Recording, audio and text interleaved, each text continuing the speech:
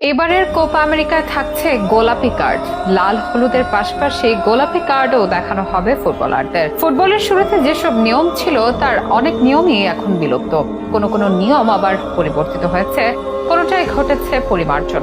সময়ের সাথে এসেছে আরো এক নিয়ম, যোগ হচ্ছে গোলাপি রঙের কার্ড। কিন্তু কোন নিয়মে দেখানো হবে এই কার্ড চালুর প্রয়োজনীয়তা আদৌ আছে কিনা, নতুন নিয়ম কতটা উপযোগী হবে ফুটবলারদের ক্ষেত্রে, সেসব নিয়ে চলছে নানা প্রকার আলোচনা সমালোচনা। এর আগে নীল কার্ড আলোচনা এলো, নীল কার্ড নয় গোলাপি রঙের কার্ডের ব্যবহার শুরু হচ্ছে ফুটবলে। হকিতে 3 রকম কার্ডের ব্যবহার আগে থেকেই থাকলেও ফুটবলে প্রথমবার এই নিয়ম চালু হচ্ছে।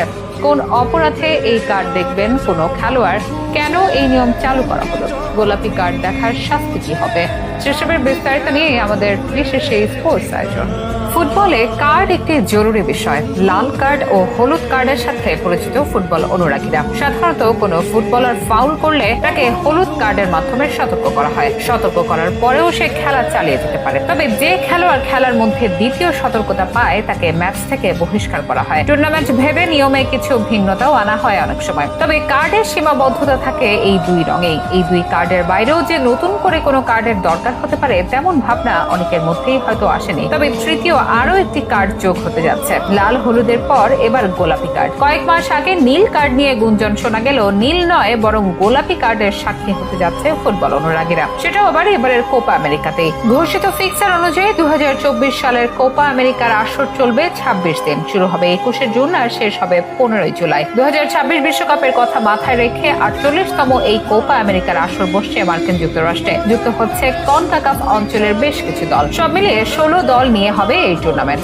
যেখানে লাল ও হলুদ কার্ডের সঙ্গে যুক্ত হচ্ছে গোলাপি কার্ড। হকিতে 3 রকম কার্ডের ব্যবহার আগে থেকেই থাকলেও ফুটবলে প্রথমবার এই নিয়ম চালু হচ্ছে। তবে সেটি কোপা আমেরিকায় অনেকটা পরীক্ষামূলকভাবে চালু করা হবে। এই ব্যাপারে কনমেবল কোপা আমেরিকা কর্তৃপক্ষ নিজেদের ওয়েবসাইটে মঙ্গলবার জানিয়েছে, কোপার এই আসরটিতে গোলাপি কার্ডের ব্যবহার হবে। ফিফার আর্টিকেল 96-তে কিছুটা সংশোধনী আনা হচ্ছে, আর গোলাপি কার্ড ব্যবহার করা হবে অতিরিক্ত খেলোয়াড় বদলাতে। মাথায় আঘাত বা সন্দেহজনক কনকাশনের ক্ষেত্রে দলগুলো সুযোগ পাবে অতিরিক্ত আরেকজন বদলি খেলোয়াড় নামানোর। আর এই নিয়মের ব্যবহারের জন্য এই রেফারিদের কাছে থাকবে গোলাপি কার্ড। এখন 5 জন ফুটবলার বদলানো যায়, তবে নতুন নিয়মে এই আসরে মোট 6 জন বদলি নামাতে পারবে। কোন ফুটবলার যদি মাথায় অতিরিক্ত আঘাত পান, তাকে মাঠ থেকে বের করার মতো পরিস্থিতি হয়, তখন প্রয়োগ হবে গোলাপি কার্ড। সংশ্লিষ্ট দলের কোচ, ম্যাচ রেফারি বা চতুর্থ রেফারিকে গোলাপি কার্ড দেখাবেন। রেফারি তখন প্রতিপক্ষ দলকে অবগত করবে কার্ড দেখানোর মাধ্যমে। প্রতিপক্ষ দলও চাইলে একজন বাড়তি খেলোয়াড় বদলাতে পারবেন তখন। তবে মাঠ থেকে উঠে যাওয়ার পর অন্যান্য বদলি খেলোয়াড়দের মতোই ওই খেলোয়াড় আর মাঠে নামতে কিংবা পেনাল্টি শুটআউটে অংশ নিতে পারবেন না। আর শুধু ষষ্ঠ খেলোয়াড় হিসেবে নয়, খেলা চলাকালে যে কোনো সময় এই নিয়মে বদলি হতে পারবেন